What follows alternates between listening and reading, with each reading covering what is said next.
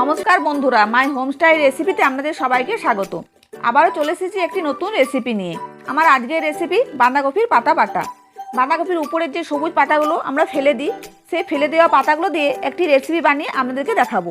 এই বাঁধাকপির পাতা বাটা গরম ভাতের সাথে খেতে ভীষণ ভালো লাগে। আশা করছি আমার আজকের রেসিপি আপনাদের খুব ভালো লাগবে। আমার চ্যানেল এখনও সাবস্ক্রাইব করা না থাকলে চ্যানেলটি সাবস্ক্রাইব করার অনুরোধ রইল। চলুন দেখে নেওয়া যাক আমার আজকের রেসিপি। এখানে আমি বাঁধাকপির উপরের পাতাগুলো ভালো করে ধুয়ে কুচি কুচি করে কেটে নিয়েছি। এরপর গ্যাসে কড়াই বসিয়ে বাঁধাকপির পাতাগুলো দিয়ে দিচ্ছি। তার মধ্যে আমি পরিমাণ মতো জল দিয়ে দিচ্ছি।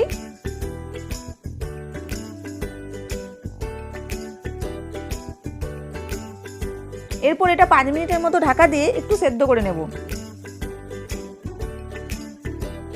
5 মিনিট পর ঢাকা তুলে নিলাম।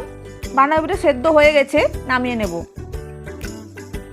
বাঁধাকপিটা নামিয়ে নিয়ে কড়াইতে তেল দিয়ে দিয়েছি। তার মধ্যে আমি কতগুলো রসুনের কোয়া দিয়ে দিলাম। রসুনগুলো ভালো করে ভেজে নেব।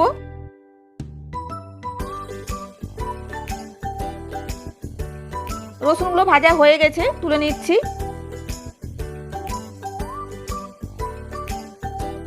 এরপর ওই তেলের মধ্যে দুটো শুকনো লঙ্কা দিয়ে দিচ্ছি। শুকনো লঙ্কাটাও ভেজে নেব। লঙ্কাটা ভাজা হয়ে গেছে, তুলে নিচ্ছি। এরপর দিয়ে দিচ্ছি 1 চামচ কালো জিরে। কালো জিরেটাও আমি ভেজে তুলে নেব।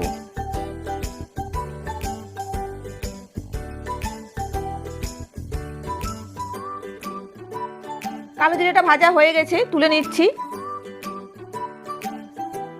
ওই তেলের মধ্যে আমি সেদ্ধ করে রাখা বাঁধাকপিটা দিয়ে দিচ্ছি।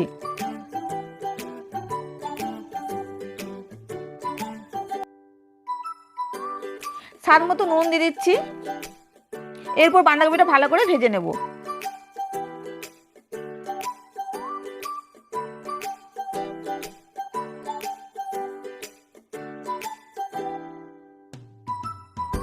বাঁধাকপিটা ভাজা হয়ে গেছে, তুলে নিচ্ছি। সবগুলো ঠান্ডা করে একটি মিক্সিং জারে নিয়ে নিয়েছি। এরপর এগুলো মিহি করে পেস্ট করে নেব। মিহি করে পেস্ট করে নিয়েছি। এরপর কড়াই বসিয়ে 1 চামচ তেল দিয়ে দিচ্ছি। তেলটা গরম হলে পাতা বাটাটা দিয়ে দিচ্ছি।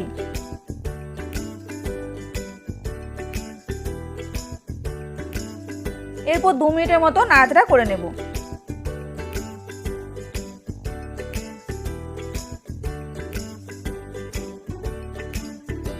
2 মিনিটের মতো নাড়াচাড়া করে নিয়েছি।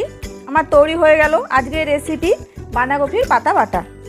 আমার আজকের রেসিপি আপনাদের যদি ভালো লাগে তাহলে আমার এই ভিডিওটিতে লাইক করবেন, কমেন্ট করবেন আর ভিডিওটিকে শেয়ার করবেন। আর আমার চ্যানেলে নিত্য নতুন রেসিপির আপডেট পেতে চ্যানেলটি সাবস্ক্রাইব করবেন। আর পাশে থাকা বেল আইকন টিপতে একদম ভুলবেন না। আমার নেক্সট ভিডিওর জন্য অপেক্ষা করুন। ততক্ষণ ভালো থাকবেন, সুস্থ থাকবেন।